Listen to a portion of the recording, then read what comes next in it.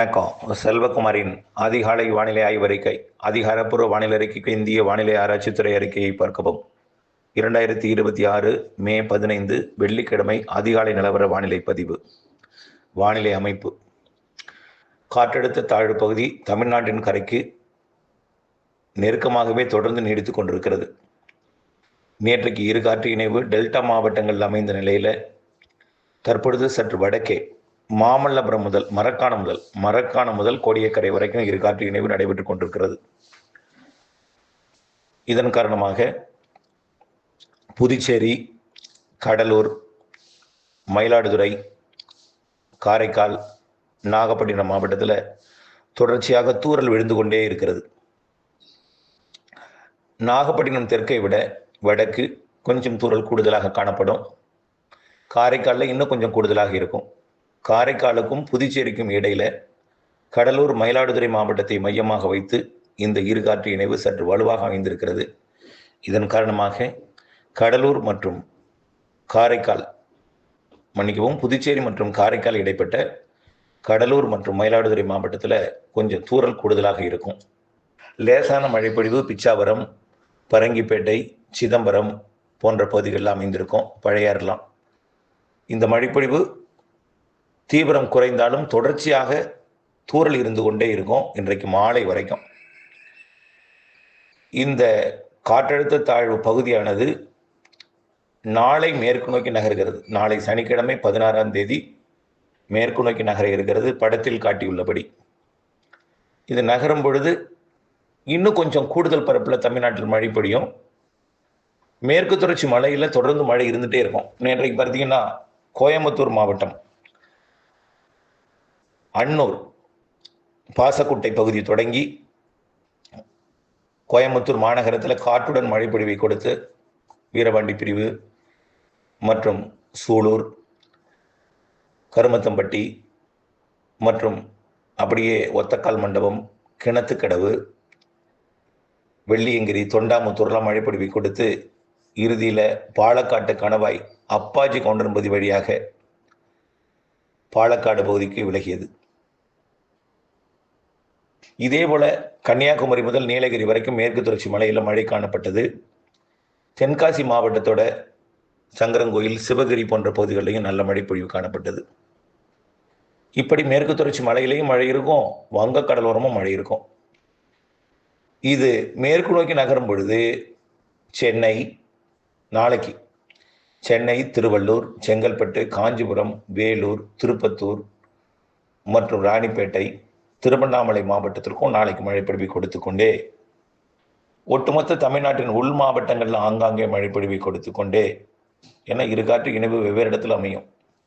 நிகழ்வு ஒரு இடத்துல இருக்கும், நிகழ்வு இருக்கிற இடத்துல வெற்றிடமா இருக்கும், குறைந்த அழுத்தமா இருக்கும். அங்கே காற்று போக்கு இருக்காது. நிகழ்வு இருக்கிற இடத்துல மையத்தில் அரபிக்கடலின் சுழற்சியோட மன்னார் வளைகுடா வழியாக இணைப்பு சுழற்சியை பெற்றுக் கொண்டிருக்கிற காரணத்தினால தற்பொழுது பார்த்தீங்கன்னா மன்னார் வளைகுடா, குமரிக்கடலையும் மழை. இந்த இணைப்பு சுழற்சி காரணமாகத்தான் ஒரு வட்டமான ஒரு ஷேப்பா இல்லாம இணைப்பு சுழற்சியில் இணைக்கப்பட்ட இரு காற்று இணைவு வெவ்வேறு இடங்கள்ல அமைகிறது. இதனாலதான் மழைப்பொழிவு பல இடங்கள்ல மாறி மாறி அமையுது. இப்ப இந்த மழைப்பொழிவு இன்றைக்கு நாகப்பட்டினம் மாவட்டத்தை விட காரைக்கால் கூடுதலாக இருந்தும், காரைக்காலை விட மயிலாடுதுறைக்கு கூடுதலாக இருந்தும், மயிலாடுதுறை விட கடலூர்லையும் தெற்கு சிதம்பரம் பகுதி நல்ல மழை பொழிவு கொடுக்கும். ஆனால் பெரிய அளவில் கொட்டி தீர்த்து விடாது. ஆனால் தொடர்ச்சியாக மழை இருந்து கொண்டே இருக்கும். புதுச்சேரிக்கும் இருக்கும், மரக்காணத்துக்கும் இருக்கும். படிப்படியாக இது வடக்கு நோக்கி நகரும் பொழுது மாமல்லபுரம், கேளம்பாக்கம், சென்னை, திருவள்ளூர் போன்ற பகுதிகளுக்கும் நெல்லூர் வரைக்கும் மழை பொழிவை கொடுத்து மேற்கு நோக்கி நகரும். இது மேற்கு நோக்கி நகரும் பொழுது உள்ளே மழைப்பொழிவை ஆங்காங்கே கொடுக்கும். தென் மாவட்டங்களுக்கும் ஆங்காங்கே கொடுக்கும். தொடர்ச்சியாக எல்லா நாளும் மாலை வந்து விட்டால் மேற்கு தொடர்ச்சி மலையில் கோயம்புத்தூர், நீலகிரி எல்லாமே மழை இருந்துகிட்டே இருக்கும். இது மேற்கே நாளைக்கு வந்த பிறகு ஞாயிற்றுக்கிழமையிலிருந்து மேற்கு காற்று கிழக்கு நோக்கி வரும். இது அப்படியே மேற்கு போயிட்டுனா அரபிக்கடல் காற்று வங்கக்கடலோட மியான்மர் கரையோரம் ஒரு சுழற்சி இருக்கு, அதை நோக்கி பயணிக்கும். அந்த மியான்மர் கரையோர சுழற்சி அப்படியே மியான்மர் கரையோரத்தை ஒட்டிய வங்கதேசத்தை ஒட்டி மேற்கு வங்க ஒடிசா கடலோரத்தை நோக்கி வரப்போகுது. தென்மேற்கு பருவமழை தொடங்கக்கூடிய நாளில் அப்புறம் அப்படியே ஒடிசா கடலோரம் உள்ள போகுது. ஆக இந்த காற்று சுழற்சி காற்று வங்கக்கடலோட சுழற்சியை நோக்கி வரப்போகிற காரணத்தினால இரு காற்று இணைவும் இருக்கும். அதனால வெயில் பெருசாக கொளுத்தி எடுத்துரும், அக்னி நட்சத்திரம் வாட்டி வதைக்கும் வெயில்லாம் நினைச்சிடாதீங்க. கொஞ்சம் வெயில் கூடும். இந்த மேகமூட்டம் விலகும் போது அப்போ எவ்வளோன்னா 36 டிகிரி தான் இருக்கும். 36 டிகிரி திருச்சி இருக்கும், அவ்வளவுதான். வேலூர் கூட இருக்காது, ஏன்னா இரு காற்று இணைவு அங்கே இருக்கும். திருச்சி, இந்த பெரம்பலூர் இதை ஒட்டி 36 டிகிரி. 36 என்பது 100க்கு கீழே தான். 38 தான் 100.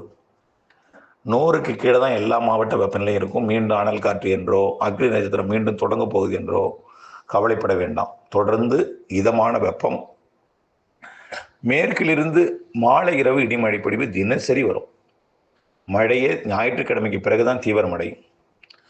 மேற்கு தொடர்ச்சி மலை மாவட்டங்கள் கன்னியாகுமரி முதல் நீலகிரி வரைக்கும், கேரள எல்லையோர மாவட்டங்கள், கர்நாடக எல்லையோர மாவட்டங்கள் நீலகிரி முதல் திருப்பத்தூர் வரைக்கும், அதில் கிருஷ்ணகிரி வரைக்கும் நல்ல வெளுத்த மழையும் கொடுக்க போகுது. ஆக வரக்கூடிய 17, 18ஆம் தேதியிலிருந்து மேற்கிலிருந்து கிழக்கு நோக்கி வரும் மழை தினசரி சென்னைக்கும், தினசரினா சென்னைக்குன்னா தினசரி சென்னை மாநகரத்துக்கு கொடுக்காது. ஒரு நாளைக்கு திருவள்ளூருக்கு, ஒரு நாளைக்கு சென்னைக்கு, ஒரு நாளைக்கு செங்கல்பட்டுக்கு, ஒரு நாளைக்கு மாமல்லபுரம், ஒரு நாளைக்கு புதுச்சேரி, அப்புறம் பார்த்தீங்கன்னா டெல்டா மாவட்டங்கள், கடலூர், மயிலாடுதுறை. இதெல்லாம் நான் சொல்கிறேன்னா இது வழி உள் மாவட்டங்கள் தான். சார் மயிலாடுதுறை சொல்கிறீங்க, அரியலூர் பெரம்பலூர் உண்டான்னு கேட்கக்கூடாது. அரியலூர் பெரம்பலூர், அதாவது கோயம்புத்தூர், திருப்பூர், ஈரோடு, நாமக்கல், அப்படியே திருச்சி வந்து தான் பெரம்பலூர், அரியலூர், கடலூர், மயிலாடுதுறை எல்லாம் மழைப்பொழிவை கொடுக்கும். புரியுதுங்களா? ஆக மேற்கிலிருந்து கிழக்கு நோக்கி வரப்போகுது. ஞாயிற்றுக்கிழமைக்கு மேலே மழை, இடி மழை. இது வெயிலுக்கு பின் மழை. வெயில்னா அனல் வெயிலாம் கிடையாது, 100 டிகிரிக்கு கீழே தான் வெயிலே. இனிமேல் இந்த கோடையோட வெப்பம் நிறைவடைந்து விட்டது எனலாம். ஆக நீங்கள் இந்த சூப்பர் எல்னினோலாம் அறிவிக்கப்பட்டிருக்கு, நினைச்சு எல்லா ஊடகத்திலையும் அச்சுறுத்தல் பயங்கரமாக இருக்குது. அதை நினச்சி நிறைய பேர் கால் பண்ணிகிட்டே இருக்கீங்க. இன்னமும் அதை தவிர்த்துடுங்க. மழைப்பொழிவு ஞாயிற்றுக்கிழமைக்கு மேல் அதிகரிக்க போகுது. எல்லா மாவட்டங்களுக்குமே இருக்கும். ஒதுக்கித்தான் இருக்கும். தென்மேற்கு பருவமழைக்கு சிஸ்டம் 25ஆம் தேதி தொடங்குது. அது 26, 27 கேரள கடலோரத்துக்கு 28 தென்மேற்கு பருவமழை கேரளாவுக்கு தொடங்குது. அவர் தொடங்கிட்டாலே வழக்கமாக உங்களுக்கு மேற்கு தொடர்ச்சி மலையில் மழை இருந்துகிட்டே இருக்கும். கணவாயில் சாரல் இருந்துகிட்டே இருக்கும். அப்புறம் படிப்படியாக கர்நாடகா, கேரளாவிலேருந்து கர்நாடகா, மகாராஷ்டிரா என்று தென்மேற்கு பருவமழை முன்னேறும். ஆக நல்ல மழை காத்திருக்கு. நம்பிக்கையோடு இருங்க. இந்த வெப்பம், இந்த அக்னி நட்சத்திரம் இந்த காலத்தில் தணிந்திருப்பதே பெரிய வரப்பிரசாதம் என்பதையும், இப்பொழுது கொடுத்து கொண்டிருக்கிற தூறல் நாளை வரைக்கும் வடகடலோரத்தில் நீடிக்கும், டெல்டாவிலையும் நீடிக்கும். பிறகு லேசான மழையாக மாறும். பிறகு மேற்கு நோக்கி நகர்ந்த பிறகு மேற்கிலிருந்து மழை கிழக்கு நோக்கி தினசரி ஒதுக்கி கொடுத்து கொண்டிருக்கும்.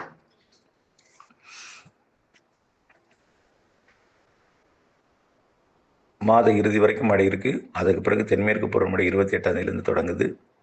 ஆகவே மழைப்பொழிவு இருக்கிறது என்பதை நம்பிக்கையுடன் இருங்கள். இணைந்திருங்கள். அப்படி சொன்ன நன்றி.